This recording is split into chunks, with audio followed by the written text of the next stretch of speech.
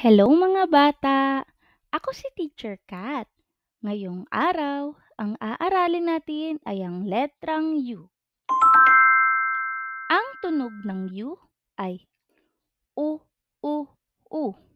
Pakiulit, U, U, U. Isa pa.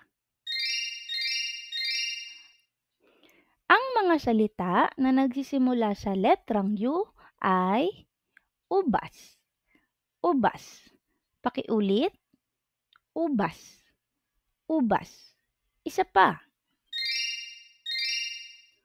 Unggoy. Unggoy. Pakiulit, unggoy. Unggoy. Isa pa. Ulap. Ulap. Pakiulit, ulap. Ulap. Isa pa. Unan. Unan. Pakiulit, unan. Unan. Isa pa. Uwak. Uwak.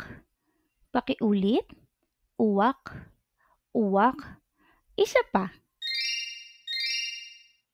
Magbigay ng isang salita na nagsisimula sa letrang U. U.